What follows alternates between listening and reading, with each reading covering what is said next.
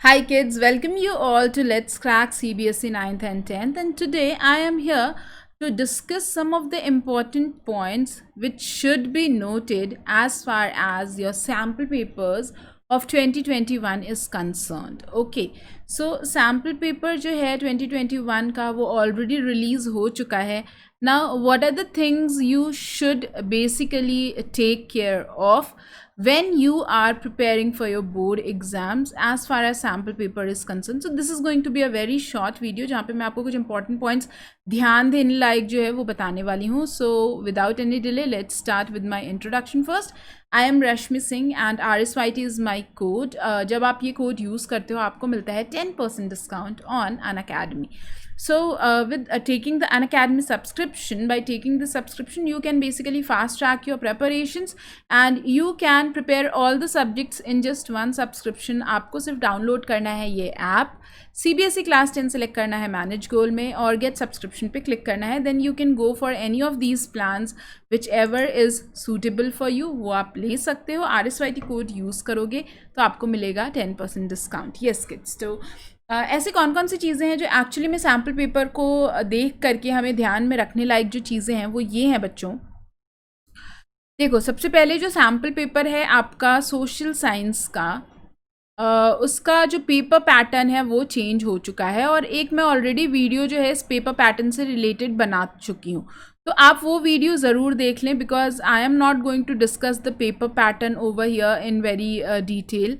सबसे पहले जो ऊपर की चीज़ें हैं वो तो यही है कि पेपर पैटर्न आपको पता होना चाहिए. जो टाइम अलॉटेड है that is 3 hours and question paper जो है उसमें क्या रेशियो है ऑब्जेक्टिव क्वेश्चंस का, सब्जेक्टिव क्वेश्चन का, मैप का क्वेश्चन कैसा रहेगा, ये सारी चीज़ें आपको क्लियरली पता होना चाहिए. जब once you know all these details then there are certain points which should be noted. Okay, so the first point is what that you have to read द NCERT thoroughly.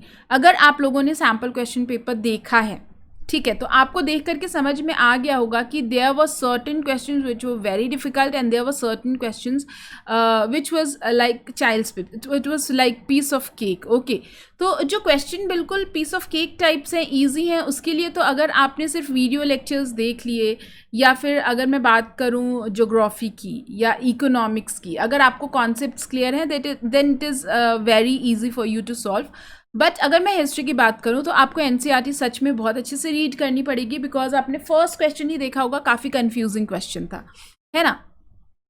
So that is the one thing which you have to do. आपको NCERT thoroughly read करनी है, specially history की and बाकी सारे subjects की भी. At least आपको 2 बार हर चैप्टर तो पढ़ा हुआ होना ही चाहिए. Okay, so this is the first point. Second point is divide the time carefully because earlier there were just 4 sections.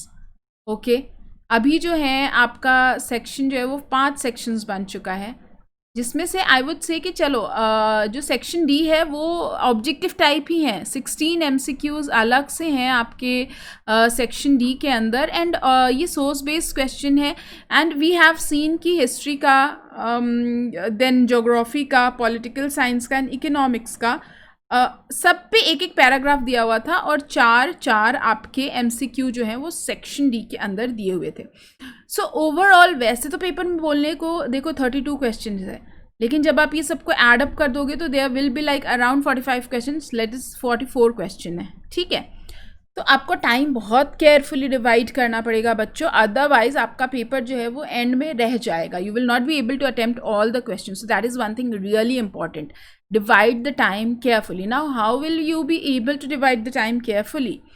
It is when you will practice. Okay, तो आप जो है ना, आपका जो भी अगर आप लोगों का सिलेबस अभी 80% कंप्लीट हो गया है, 70% कंप्लीट हो गया है, तो जितना भी चैप्टर कंप्लीट हो गया है, जो भी चैप्टर कंप्लीट हो गया है, एटलीस्ट उसके क्वेश्चंस प्रैक्टिस करिए and try to practice mix of question because I have already highlighted कि सेक्शन ए जो है आपका क्वेश्चन के इंस्ट्रक्शन में लिखा है सेक्शन ए जो है वो ऑब्जेक्टिव टाइप क्वेश्चंस होने वाले हैं. बट एक्चुअली में किड्स जब आप अच्छे से सेक्शन ए को पढ़ते हो तो आपको समझ में आता है कि सेक्शन ए में सिर्फ ऑब्जेक्टिव टाइप क्वेश्चन नहीं है, हर तरह के क्वेश्चन है. So you should practice mix of questions. Now many of the students were asking ma'am picture based question आएगा कि नहीं आएगा. आ सकता है. ओके, तो assertion, reason, fill up, match the following, box जो होते हैं वो वाले क्वेश्चन, बॉक्सेस के में जो इन्फॉर्मेशन फिल इन करने होते हैं, हर तरह के क्वेश्चन आपको प्रैक्टिस करना है. एंड जितना सिलेबस कंप्लीट हो गया एटलीस्ट उसके क्वेश्चन आंसर तो आप प्रैक्टिस करना शुरू ही कर दो. Okay, now next point is PYQs जो थे बच्चों, 3 मार्क्स और 5 मार्क के जितने भी क्वेश्चन थे वो सारे के सारे PYQ पे ही थे based. So it's very essential that you people solve previous year question. कहाँ से सॉल्व करेंगे? सीधे सीधे आप CBSE स्टूडेंट पोर्टल अगर आप लिखते हो तो वहाँ पर एग्जाम मटेरियल मिल जाता है, या फिर आप डायरेक्टली CBSE academic.nic.in अगर आप लिख दोगे, then also you are going to get all the sample papers, all the previous year question paper and sample paper on this website. तो आपको क्या करना है, प्रीवियस ईयर क्वेश्चन, अगर 3 मार्क और 5 मार्क के क्वेश्चन की प्रैक्टिस करनी है तो definitely previous year question paper से ही करना चाहिए. Okay, there is no doubt कि मैम PYQ करें या नहीं करें. 100% you should be very sure that PYQ तो करना ही करना है, बिकॉज 3 मार्क 5 मार्क के सारे क्वेश्चन जो थे वो PYQ वाले ही थे. Okay, 99%, like 90% I would say. And the last thing is revise, because जो आपका सैम्पल क्वेश्चन पेपर है ना उसमें काफ़ी डिटेल में क्वेश्चंस पूछे गए हैं. ओके, एंड उसके लिए आपको हर चैप्टर का रिविजन करना बहुत ज़रूरी है बच्चों. Even if you have completed the whole syllabus once, try to revise it as many times as possible. And जब आप क्वेश्चन का आंसर लिखते हो एग्ज़ाम के अंदर, तो जो आपने आंसर शीट लिखी हुई है वो आंसर शीट भी आपको काफ़ी ज़्यादा रिवाइज करना है ना. बिना रिवाइज किए आंसर शीट सबमिट करना ही नहीं है. Okay, make sure that when you have completed your all the answers, when you have written all the answers, revise it carefully, because question जो है वो ट्रिकी थे सैम्पल क्वेश्चन पेपर में.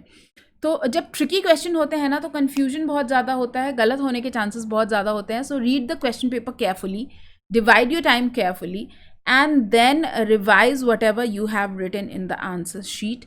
Practice is the key. Practice करना ही पड़ेगा. Chapter बार बार NCERT से पढ़नी पड़ेगी. Okay, so these were the 5 points जो कि मुझे आपको बताना था सैम्पल क्वेश्चन पेपर को ध्यान में रखते हुए.